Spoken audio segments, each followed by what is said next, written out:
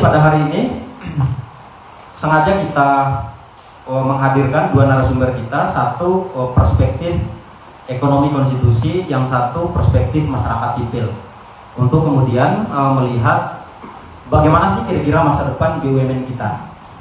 Nah, jadi sebetulnya tujuan dari perusahaan pelat merah atau badan usaha milik negara ini adalah sengaja kemudian untuk dibentuk, didirikan oleh negara yang bertujuan untuk menjaga soal ekonomi demokrasi itu jatuhnya.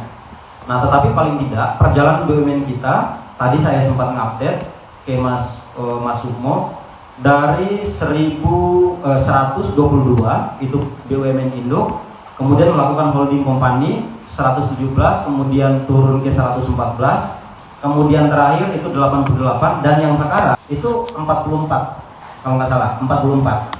Nah, sedangkan anak plus cucunya itu mencapai di bawah angka 1000. Nah, tentu perusahaan pelat merah ini kan dia bergerak di multi sektor strategis. Ada yang kemudian di sektor perikanan, lalu kemudian ekonomi, lalu kemudian di pertanian, infrastruktur, dan lain hal sebagainya. Tentu sangat banyak. Nah, di lain aspek, BUMN juga ini sebetulnya ada yang namanya pemberian modal oleh negara. Nah, itu dikunjurkan di BUMN. Nah, tetapi yang menjadi pertanyaan kritis kita adalah apa kemudian banyaknya BUMN itu tadi sudah memberikan dividen yang sangat signifikan terhadap ekonomi anggaran pendapatan belanja nasional ataupun belum.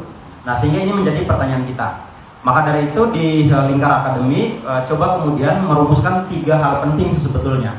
Pertama, bagaimana sih sebetulnya konsepsi BUMN kita? Soal ekonomi demokrasi yang dimaksudkan dalam BUMN kayak gimana sih? Nah, kemudian yang kedua, bagaimana kemudian tata kelola BUMN kita? Nah, sedangkan yang terakhir, bagaimana sih keterlibatan publik, masyarakat sipil yang memang dijelaskan atau diamanahkan dalam undang-undang BUMN, itu 51% BUMN itu dikelola oleh negara. Nah, tetapi yang 41-nya itu haknya masyarakat sipil. Nah, masyarakat yang mana nih? Assalamualaikum warahmatullahi wabarakatuh. Waalaikumsalam warahmatullahi wabarakatuh. Dari Tuhan Yang Maha Esa kita panjatkan bisa bertemu lagi di kesempatan kali ini. Mudah-mudahan di tengah perjalanan bulan-bulan akhir menuju berakhirnya tahun 2002 dan di tengah musim yang tidak menentu, baik musim alam maupun musim politik, saling beradu, saling membanggakan diri, saling menyebarluaskan prestasi, dan lupa cita-cita dan visi misi di dalam mengurusi negeri. Oleh karena itu kita mencoba untuk berpikir sehat dan rasional. Sebenarnya kita butuh pemimpin atau perbaikan dan perubahan sistem. Ini yang perlu digarisbawahi. Menarik tema kali ini yang diangkat oleh Rumah Kolaborasi. Ini menarik nih, saya apresiasi namanya kolaborasi. Jadi kolaborasi dan kooperasi ini kawan dekat. Kooperasi, Pak. Ya, kooperasi dan kolaborasi. Tema ini sebenarnya sudah lahir di abad 20. Tapi Indonesia sudah memilikinya jauh sebelum disosialisasikan dan dikaji oleh intelektual negara-negara lain, karena ada di dalam konstitusi ekonomi pasal 33 Undang-Undang Dasar 1945. Tetapi tidak menjadi policy ketika itu, sehingga kita lupa kepada akar berdirinya sebuah negara yang harus melandaskan perjalanan kebijakan pada konstitusi yang sudah menjadi common denominator atau rujukan bersama berbangsa dan bernegara. Mudah-mudahan beberapa kali kita terjebak dalam situasi politik yang tidak stabil, yang dinamikanya emosional. Ke depan kita bisa menjadi bahagian perubahan perbaikan bangsa ini untuk mencermati segala sesuatunya secara rasional. Karena rasionalitaslah yang kemudian memberikan kita kesempatan untuk memperbaiki kekurangan-kekurangan di masa lalu, melakukan evaluasi terhadap perjalanan bangsa kita di dalam meraih cita-cita atau wasiat yang sudah dibandarkan kepada para penerus bangsa yang ada dalam pembukaan Undang-Undang Dasar 1945. Ini bahagian yang juga kita harus address, kita alamatkan kepada orang-orang yang secara formal mengelola Republik ini, baik itu lembaga kepresidenan, Dewan Perwakilan Rakyat, maupun perangkat yudikatifnya, sehingga perjalanan kita berbangsa dan negara betul-betul tidak hanya di dalam rel konstitusi, tapi betul-betul memberikan kesejahteraan dan kemakmuran bagi rakyat Indonesia. Nah, terkait dengan badan usaha milik negara, ini sebenarnya bukanlah state-owned enterprise, ini bukanlah khas Indonesia, tetapi dalam perspektif kesejarahan, state-owned enterprise atau badan usaha milik negara kita ini berangkat dari historis, akar perjalanan sejarah bangsa kita yang beratus-ratus tahun lalu, yang kemudian masih disangsikan masa periodenya atau lamanya dijajah, dikolonisasi oleh Belanda atau negara lain ini oleh oleh salah satu tokoh atau beberapa tokoh. Tetapi paling tidak, ya, misi dagang, kongsi dagang atau dari perusahaan Hindia Timur Belanda, Verenigde Ostindische Company atau disingkat VOC, yang didirikan pada tanggal 20 Maret 1602, merupakan sebuah persekutuan dagang asal Belanda yang memiliki monopoli ketika itu di Indonesia. Itu datang misinya berdagang pertama kali di Indonesia, ya, melakukan aktivitas perdagangan, karena membawa misi itulah kemudian diterima baik oleh rakyat dan bangsa Indonesia. Nah, tetapi karena kemudian menjadi sebuah melihat potensi dan adanya peluang, makanya kemudian VOC ini kemudian menjadi kokoh menguasai bidang perdagangan dan industri secara struktural di bumi pertiwi kita kala itu. VOC tidak berdiri sendiri sebagai monopolistic company. Ada lagi satu yang kemudian perusahaan dagang yang kemudian wilayahnya ke barat. Jadi di tahun-tahun abad ke-17, 16 dan 17 itu ada dua perusahaan besar yang kemudian membagi penguasaannya kepada negara-negara di mana mereka berdagang dan kemudian menjajah. Yang satu lagi adalah apa yang dinamakan dengan GWC. Jadi kalau brandnya berarti Verenigde Ostindische Company. Jadi di barat mereka, di timur VOC, di barat GWC. Ini juga merupakan perusahaan swasta yang kemudian melakukan istilahnya itu nepotis, kolutif di dalam pemerintahan, sehingga menjadi bagian dari perpisahan dari mendukung kapitalisme dan liberalisme dalam perspektif kolonialisme menguasai sumber daya alam negara-negara di mana menjadi tujuan misi dagangnya. Nah, dalam perspektif IPO, Initial Public Offering, inilah dikenalnya pertama kali. Jadi penawaran saham kepada publik ini adalah murni pendekatan private approach, ya, karena mereka butuh modal ditawarkan ke publik.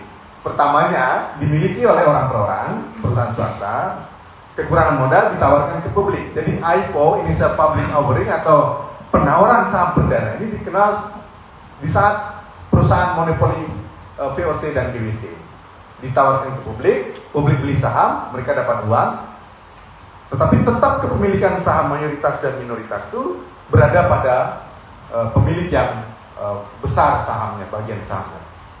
Nah, perusahaan inilah kemudian yang menguasai secara sektoral seluruh industri, mulai dari pertanian, perkebunan, hotel dan lain sebagainya.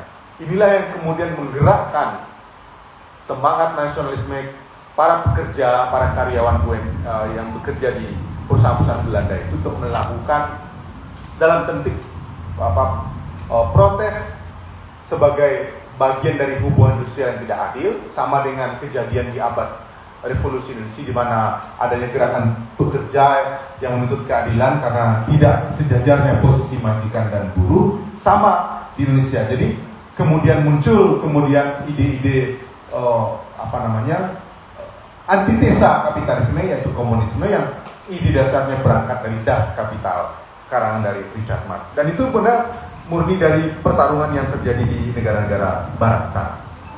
Nah, atas semangat itulah kemudian para pekerja dengan dibantu oleh semangat perjuangan untuk melepaskan diri dari penjajahan itu, kemudian berapa perusahaan Belanda setelah kemerdekaan kita pasca proklamasi itu 400 lebih perusahaan swasta itu dinasionalisasi melalui undang-undang oleh Presiden Bung Karno almarhum, menjadi badan usaha milik negara, jadi perusahaan negara.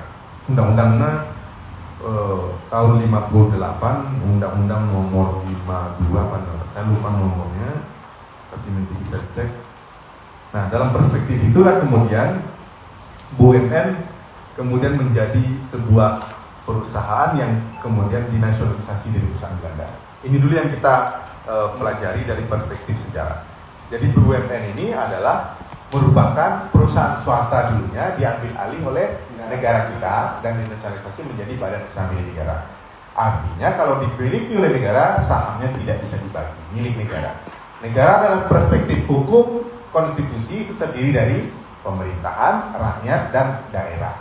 Ketiga-tiga ini ya akhirnya kemudian yang menjadi bagian dari perusahaan dari kalau kita sebut pemilik atau pemegang sahamnya. Tentu kan tidak bisa dipecah ketika kita bicara soal mendirikan perusahaan, ada bagiannya sekian persen saham si A, si B. Tapi dalam konteks BUMN tidak bisa begitu, karena urusannya adalah berkaitan dengan kepemilikan negara yang diatur dalam pasal 33 Undang-Undang Dasar 45. Dan oleh karena itu pasal 33 menjadi relevan kita bicara dalam konteks pengelolaan sektor-sektor yang menjadi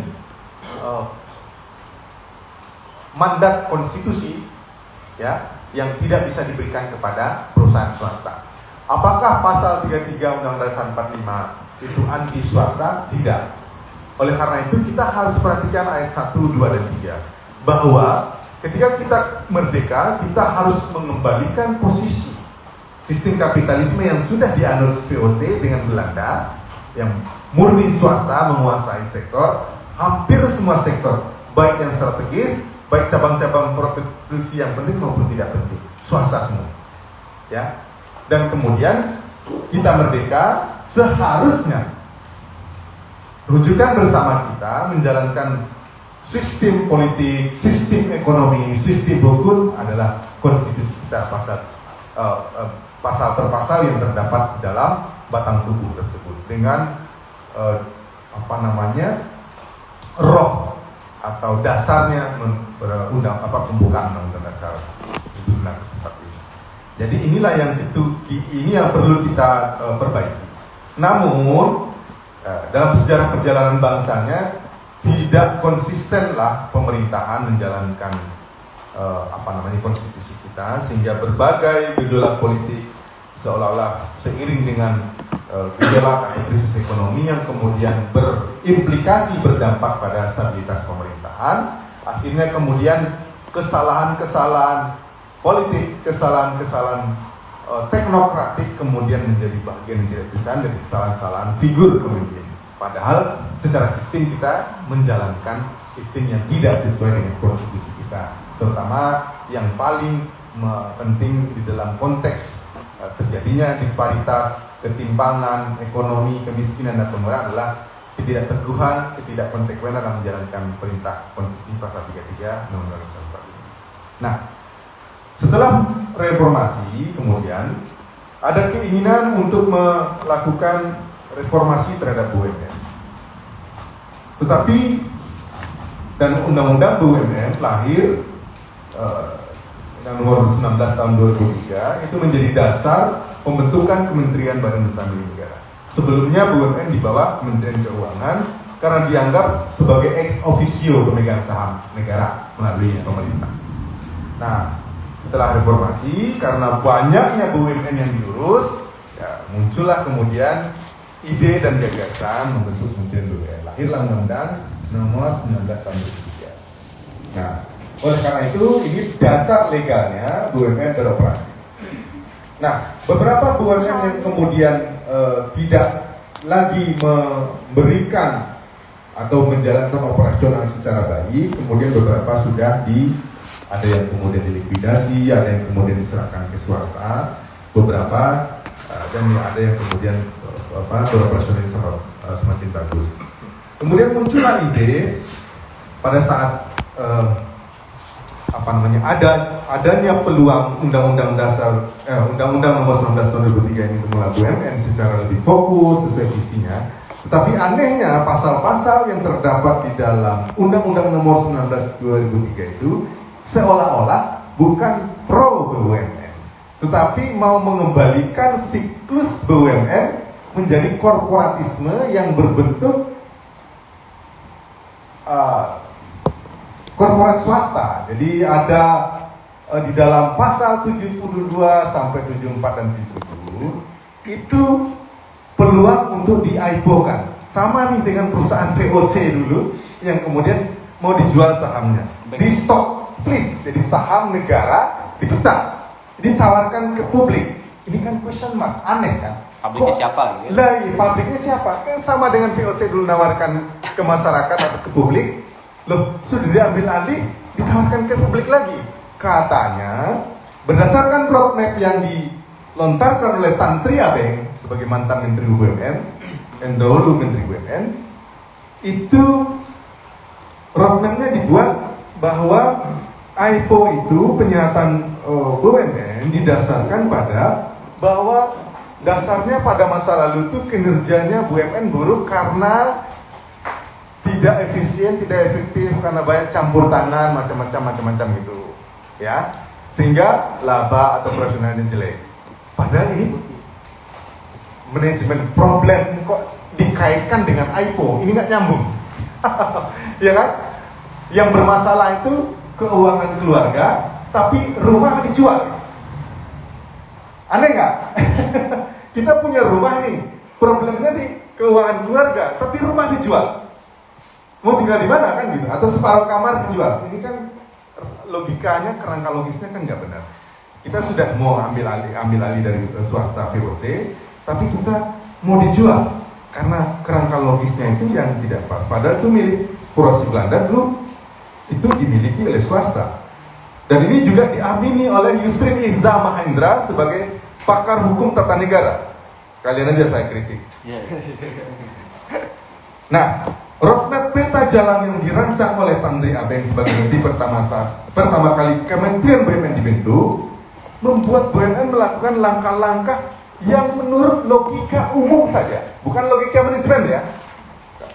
Saya kira Tan Tri Abeng dan lain pernah belajar manajemen juga. Logika umum saja nih. Yang penting saya analogkan tadi. Ya, menurut umum sesat pikir. Lah kalau orang tersesat seperti orang Islam yang tidak sholat atau merubah-rubah sholatnya, kan itu kira-kira. Karena ini kewajiban negara dalam pengelolaan sektor usaha strategis yang sudah menjadi mandat konstitusi. Jadi hal itu bukan saja melanggar konstitusi, menyediakan frase privatisasi, namun dengan membagi tahapan restrukturisasi BUMN, ya, melalui cara korporatisasi tadi yang kita sebut, ya, seperti VOC tadi, menawarkan saham ke publik, memecah sahamnya, ya. Kalau VOC mungkin sah ya dipecah sahamnya karena milik swasta. Tetapi kalau BUMN milik negara, milik seluruh rakyat Indonesia, milik pemerintah dan milik daerah, di mana kalau berkaitan dengan SDA itu daerah itu adalah pemilik SDA dalam tanda petik kepemilikannya karena milik negara. Jadi itu kan logikanya menjadi sesat. Kalau swasta boleh saja karena orang per orang memiliki. Tapi kalau negara nggak bisa semudah itu memecah saham, men-stock split itu. Jadi Tan Tri Abeng, ya, entah dapat ilmu manajemen dari mana, itu membaginya melalui cara korporatisasi. Jadi korporatisasi seperti tadi dijual sahamnya, apa dibuat, sebenarnya korporatisasi bagus sih ide dasarnya, ya. Jadi membuat profesionalitas seperti perusahaan-perusahaan yang swasta yang bagus, diibaratkan bagus. Padahal nggak juga semua perusahaan swasta bagus. Banyak juga tuh window dressing di luar negeri sana. Jadi nggak pas juga. Ya kalau manajemennya yang buruk, manajemennya diganti. Kalau orangnya kinerjanya buruk, ya orangnya yang diganti. Bukan rumah atau BUMN yang dijual. Logis ya, paham ya? Ya. Nah, monetisasi, ya, setelah monetisasi, lalu privatisasi. Gimana ini? Kita sudah untung, sudah monetis, mau dijual. Masa perusahaan untung dijual? Masuk akal nggak? Enggak. Setelah kita restrukturisasi, kita dandani korporasinya, lalu dijual. Masuk akal nggak? Enggak. Masuk kantong. Nah, ini. Masuk kantong. Jadi ini problem kerangka kerja logis kita. Nah, oleh karena itulah, karena banyaknya jumlah usahanya BUMN, kita paham perlu restrukturisasi. Jadi kalau restrukturisasi itu dalam kerangka ayat 2 pasal 33 Undang-Undang 45, cabang-cabang produksi yang penting dan yang menguasai hajat hidup orang banyak dikuasai oleh negara. Ini yang harus diturunkan. Mana itu cabang-cabang produksi yang penting itu? Sehingga restrukturisasi menjadi punya sandaran landasan untuk melakukan misalnya pembubarannya, likuidasi kasih ke swasta karena bukan cabang penting itu boleh. Tetapi kalau privatisasi dalam kerangka untuk kepentingan sekelompok orang, ini kan keliru. Jadi itu karena harusnya masuk ke uang negara. Misalnya negara menjual ke swasta tentu masuk ke uang negara kan gitu. Kalau privatisasi kemudian profitnya diambil sebagian besar pemegang saham, tapi negara hanya dapat pajak, dividennya berkurang, untung apa rugi? Aduh, gimana? Ya. Nah, oleh karena itu semen yang pertama di IPO-kan ketika itu di BEI Bursa Efek Jakarta ketika itu atau Bursa Efek Indonesia adalah PT Semen Gresik ya, yang sekarang jadi holdingnya Semen Indonesia. Dan kemudian berturut-turut di BUMN perbankan juga di IPO-kan sehingga persis cuma 51% saham milik negara atau yang kita miliki, selainnya dimiliki oleh orang per orang asing dan beberapa kelompok perusahaan lainnya. Nah, jadi gini. Nah, oleh karena itu kita harus memiliki kerangka kerja logis ketika kita mencoba untuk memperbaiki tatanan ekonomi kita. Harus dimulai dari kerangka bekerjanya konstitusi ekonomi. Jadi kalau kita bicara setelah merdeka pasca proklamasi ini, kita anti kapitalisme, kita anti komunisme, tetapi tolong yang punya kewenangan otoritas menyusun sebuah undang-undang sistem ekonomi nasional yang merujuk kepada ketentuan konstitusi kita. Enggak main comot ini, main comot sini gitu. Jadi sistem ekonominya yang bukan-bukan. Negara lain sah saja Amerika menjalankan sistem kapitalisme karena itu struktur dan kultur. Ya, komunisme ya silakan saja karena konstitusi mereka menyatakan itu. Lah kita ini konstitusi kita memandatkan apa, operasionalnya seperti apa, tidak jelas buku besarnya. Sehingga ini program prioritas yang harus diselesaikan kalau jalannya perekonomian kita memang betul-betul berlandaskan pada cita-cita para pendiri bangsa dan perjuangan dalam konteks BUMN ada para pekerja dahulunya yang merebut perusahaan swasta milik Belanda dan VOC. Nah, jadi kembali lalu kita tarik ke atas. Kenapa kita perlu membutuhkan BUMN? Kita perlu membutuhkan sistem ekonomi konstitusi atau sistem perekonomian nasional ala Indonesia karena kita ini negara sendiri punya otoritas sendiri, ya. Sama dengan keluarga, tetangga menjalankan pola atau gaya kehidupan sehari silahkan kalau dia. Kita juga punya. Nah inilah rujukan bersama kita yang harus kita perhatikan dan kita konsekuen untuk bertanggung jawab menjalankannya. Kerangka kerja logis dalam konteks BUMN juga tidak bisa dipisahkan dari kerangka konstitusi kita sebagai sebuah bangsa. Ideologi. Jadi kapitalisme ideologi, komunisme ideologi. Kita juga punya ideologi. Pancasila yang kemudian rumus operasionalnya atau landasan geraknya adalah konstitusi Undang-Undang Dasar 45. Jadi ideologi. Jadi kalau almarhum Bung Hatta menyampaikannya bahwa sebuah negara setelah merdeka dan mandiri dan menyatakan sebuah negara, mereka harus punya ideologi sebagaimana negara-negara lain. Kalau tidak punya ideologi, tidak punya pegangan, sama dengan orang beragama nggak punya kitab suci. Jadi kalau negara tidak punya pegangan konstitusi, dia akan terombang-ambing di tengah lautan kalau kita sedang melakukan perjalanan mencapai tujuan tertentu di tengah lautan. Jadi nahkoda ya bingung karena apa? Tidak jelas kompas, ya. yang dipegang. Nah, ideologi ini menjadi penting. Ketika ideologi, ya, itu kan berasal dari filosofi. Filosofi berbangsa kita, bernegara kita diturunkan kepada ideologi.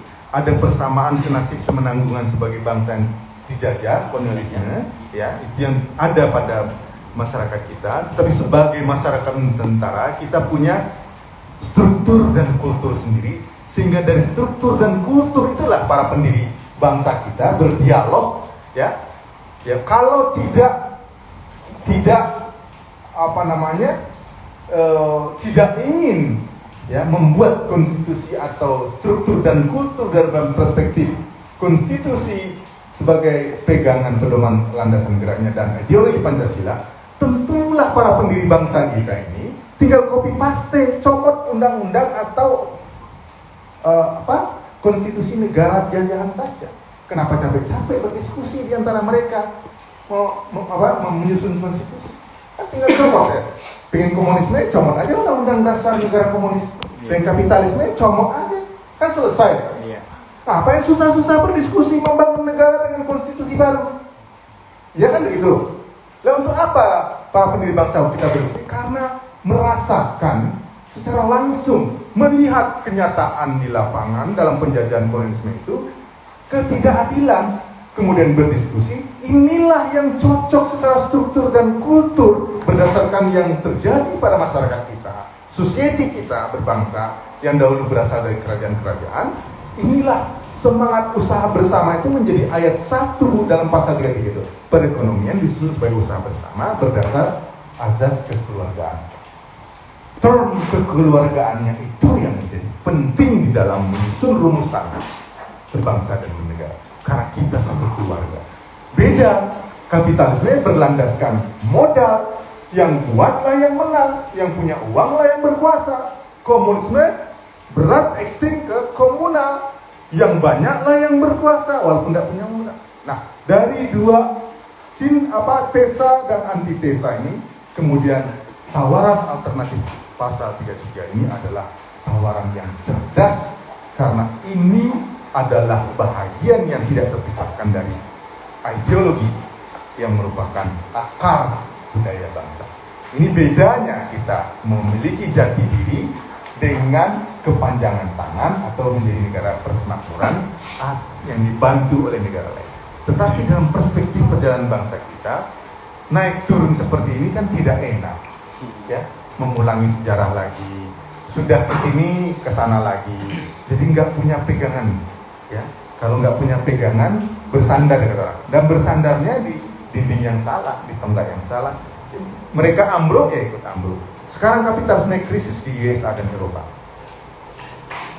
Momentum kita memperbaiki sistem ekonomi dan politik kita berbangsa dengan negara. Saya masuk ke politik. Bayangkan kita mengharapkan keadilan sosial, kemakmuran. Kalau sistem politik kita ini menyetir juga bahasa Pak Profesor Mahfud MD yang berapa kali masuk menjadi pejabat negara. Sistem politik berbiaya mahal. Tidak mungkin seorang kepala negara ataupun kepala daerah memenuhi janjinya kalau biaya politiknya triliunan dan miliaran. Tidak akan mungkin APBD dan APBD untuk bisa memakmurkan rakyat. Lah uangnya udah hilang, bisa jadi dari utang, bisa dimodali oleh para taipan, ya kan? Duduk. Jadi mana ada orang yang mau hilang uang, Pak? Balikin dong. Bentuknya apa? Ya, tahu saja sendiri. Nah, jadi APBN yang pro rakyat ini menjadi sulit kalau kemudian pemimpinnya tidak punya strong leadership. Artinya mengatakan tidak pada pendukungnya dulu, tidak bisa, ya otomatis alokasi APBN kita hanya dimiliki atau dikuasai oleh orang-orang yang juga kehilangan modal dan minta modalnya balik. Ini tidak mungkin, ya, menyejahterakan rakyat. Tidak mungkin membuat keadilan. Dalam perspektif inilah ekonomi konstitusi ekonomi menjadi sebuah relevansi. Nah, ketika kita bicara setelah pasca merdeka, almarhum Bung Hatta mengingatkan, dan Bung Karno juga sudah merancang keterkaitan itu, bahwa infrastruktur, pertanian, pro rakyat itu menjadi bagian, terhubungan itu sudah menjadi pikiran, dan kemudian diterjemahkan juga Beliau ini duit tunggal disebut karena punya pikiran visi yang sama. Hanya kemudian ada yang kemudian memecah belah mereka, kemudian terjadi ketidaksesuaian sehingga almarhum Bung Hatta mundur. Kita harus klarifikasi ini kepada anak-anak bangsa kita bahwa visi almarhum Bung Karno dan Bung Hatta sama ketika itu. Tapi ada yang kemudian manasi menjadi. Nah, tetapi dalam konteks ini ideologi, kata Bung Hatta, setelah kita merdeka hancur, kita harus membangun, harus punya ideologi. Yang kedua harus punya policy. Policy kita harus bersandarkan pada Undang-Undang Dasar 45. Yang ketiga, koordinasi. Kegiatan ekonomi ini harus dikoordinasikan. Dan yang paling penting dalam konteks ayat 2 dan 3, bahwa penguasaan negara atas bumi, air, dan kekayaan alam yang terkandung di dalamnya mutlak oleh negara. Dalam hal ini adalah perusahaan negara atau badan usaha milik negara. Dan tidak boleh diaipokan. Yang sudah terlanjur diaipokan harus dikembalikan. Bagaimana caranya? Silahkan pemerintah pikirkan. Kalau tidak tahu caranya, boleh pandang ekonomi konstitusi. Oke, selanjutnya Mas Sukmo. Tadi itu kan perspektif konstitusi sudah dibaca dari perspektif sejarah sampai kemudian ngomong soal kebijakan sampai dengan kemudian melakukan kritik terhadap perjalanan BUMN. Nah, perspektif konstitusinya udah dapat nih, udah dapat gambaran. Nah, sekarang kira-kira bagaimana sih Mas? Nah, soal ngomongin keterlibatan publik. Nah, tadi kalau di basis pendirian BUMN bahwa di situ kan 51% atau 59% itu adalah dikelola oleh negara. Nah, tetapi 41% itu dimiliki oleh masyarakat. Nah, masyarakat yang gimana nih Mas? Atau kemudian masyarakat sipil ini udah benar-benar dimaksimalkan nggak sih untuk bagaimana mengawal ataupun mengontrol itu? Oke, silakan Mas Sukmo. Salam sejahtera teman-teman semua. Jadi pertanyaan ini sangat menarik, di mana kita melihat sebuah kondisi BUMN saat ini itu sungguh luar biasa sekali ya. Banyak berita yang muncul di digital, sehingga terus terang kalau melihat hal ini, tadi sudah disebutkan beberapa hal oleh pembicara kita. Adanya rencana right issue juga, lalu rencana untuk penerbitan obligasi, di mana ini menandakan bahwa kondisi ini adalah sebuah kondisi yang tak ideal, bahwa apa yang terjadi merupakan sebuah kondisi kekurangan likuid untuk proses pengembangan sebuah usaha.